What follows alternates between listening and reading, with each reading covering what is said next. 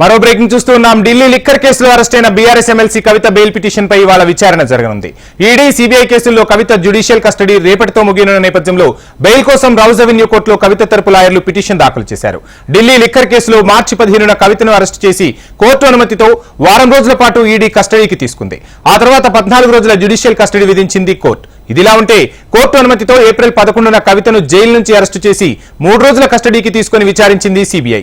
ED, CBI కేసుల్లో కవిత judicial custody రేపటితో ముగియనుంది. ఈ నేపథ్యంలో ఇవాళ కవిత బెయిల్ పిటిషన్లపై విచారణ జరగనుంది. కవిత బెయిల్ పిటిషన్ల విచారణకు సంబంధించిన ఓవరాల్ డీటెయిల్స్ మా ఢిల్లీ ప్రతినిధి శిరీష్ అందిస్తారు. శిరీష్, చూస్తున్నాం ఒకవైపు ఈడీ, మరోవైపు సిబిఐ రెండు కూడా కవితపై ముప్పేట దాడి చేస్తూ ఉన్నాయి. మొత్తంగా కవితను ఉక్కిరి బిక్కిరి చేస్తున్నట్టు తెలుస్తుంది. ఏమైనా ఉపశమనం లభించే అవకాశం ఉందా? ఓవరాల్ డీటెయిల్స్ ఏంటి? వంశీ, ఈ రోజు ఉపశమనం అనేది లభించకపోవచ్చు. కాకపోతే బెయిల్ పిటిషన్లపై విచారణ అనేది కూడా జరుగుతుంది. అయితే ఇక్కడ దర్యాప్తు సంస్థలు ఎవరైతే ఆరోపణలు ఎదుర్కొంటున్న వాళ్ళు ఉన్నారో వాళ్ళు దాఖలు చేసిన బెయిల్ పిటిషన్లను వ్యతిరేకించకపోతే మాత్రం వాళ్ళకు బెయిల్ లభించే అవకాశాలు ఉన్నాయి. వాళ్ళకి ఎట్టి పరిస్థితుల్లోనూ కూడా బెయిల్ ఇవ్వద్దు. ఈ కేసులో ఇంకా దర్యాప్తు అనేది కూడా కొనసాగించాల్సిన అవసరం అనేది కూడా ఉంది. వీళ్ళు దర్యాప్తు సంస్థలను అదేవిధంగా సాక్షులను ప్రభావితం చేసే అవకాశం ఉంది. కాబట్టి వీళ్ళకు బెయిల్ ఇవ్వద్దు అని చెప్పేసి కనుక వ్యతిరేకించినట్లయితే వాళ్ళ బెయిల్ పిటిషన్ కోర్టు కన్సిడర్ చేసే అవకాశాలంటే కూడా ఉండవు. ఎందుకంటే ఇప్పటి వరకు కూడా ఈ ఢిల్లీ లిక్కర్ స్కామ్ లో అప్రూవల్ గా మారిన వాళ్ళకి తప్ప మిగిలిన వాళ్ళకి ఎవరికి కూడా బెయిల్ లభించలేదు. ఇందులో అభిషేక్ బోయినపల్లికి భార్యకు సంబంధించిన హెల్త్ గ్రౌండ్స్ లో బెయిల్ అనేది కూడా లభిస్తే, శరత్ చంద్ర రెడ్డి అదేవిధంగా మావుంటరాగా వీళ్ళిద్దరు కూడా అప్రూవల్ గా మారడంతో వాళ్ళకి బెయిల్ అనేది కూడా లభించింది. సో ఈ కేసుకు సంబంధించిన దర్యాప్తు అనేది కూడా ఇంకా కొనసాగుతూనే ఉంది.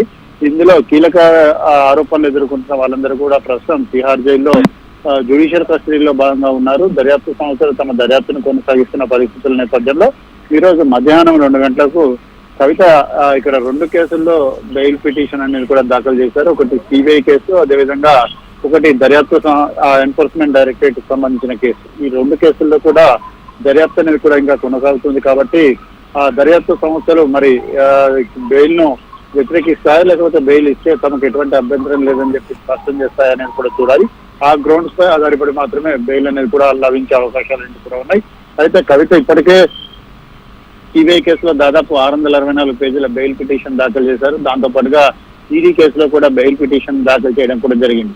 సో హెల్త్ గ్రౌండ్స్ అదేవిధంగా ఎన్నికలున్న నేపథ్యం వీటిని పరిగణలోకి తీసుకుని బెయిల్ అనేది కూడా ఇవ్వాలని చెప్పేసి కోరనున్నట్లుగా కూడా సమాచారం. అయితే కుమారుడు పరీక్షల నేపథ్యంలో మధ్యంతర బెయిల్ అనేది కూడా ఇవ్వాలని చెప్పేసి కోర్టును కోరింది. కానీ కోర్టు మాత్రం దాన్ని తిరస్కరించడం కూడా జరిగింది. సో ఈ నేపథ్యంలో రెగ్యులర్ బెయిల్ పిటిషన్ల పైన ఈ రోజు వాదనలు ఏంటి కూడా జరుగుతాయి. ఈ రెగ్యులర్ బెయిల్ పిటిషన్లపై జరిగే వాదనల సందర్భంగా మరి దర్యాప్తు సంస్థలు ఇప్పటి వరకు ఈ కేసులో తాము సాధించిన పురోగతి, అదేవిధంగా ఇందులో కవిత ఇన్వాల్వ్మెంట్ కు సంబంధించిన విషయాలను కోర్టుకు తెలియజేసే అవకాశాలు కూడా ఉన్నాయి. సో ఆ నేపథ్యంలో వాటిని పరిశీలించి కోర్టు ఒక నిర్ణయం అనేది కూడా తీసుకుంటుంది.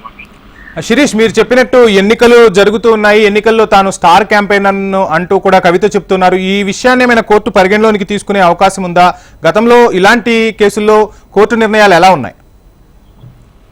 వంశీ, ఇక్కడ కవిత వేసిన పిటిషన్లలో కొంత కన్ఫ్యూజన్ అనేది కూడా ఉంది. ఒక పక్క స్టార్ క్యాంపెయినర్ తను ఎన్నికల్లో పాల్గొనాలని చెప్తూనే మరోపక్క తన అనారోగ్య సమస్యలకు సంబంధించిన జాబితాను కూడా కోర్టుకు అందజేయడం కూడా జరిగింది. సో ఈ నేపథ్యంలో ఏ గ్రౌండ్స్ మీద బెయిల్ అనేది కూడా అడుగుతారనేది కూడా చూడాలి.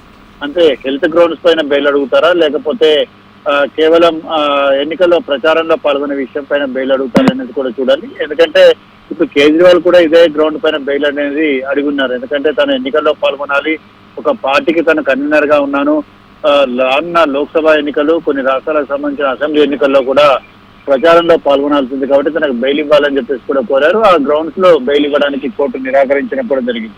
సో ఈ రోజు కవిత తరపు న్యాయవాదులు హెల్త్ గ్రౌండ్స్ పైనే ఎక్కువగా దృష్టి కేంద్రీకరించే అవకాశం ఉంది. ఆ గ్రౌండ్స్ పైనే కవితకు బెయిల్ ఇవ్వాలని చెప్పేసి కూడా కోరనున్నట్లుగా సమాచారం. Thank you Sirish.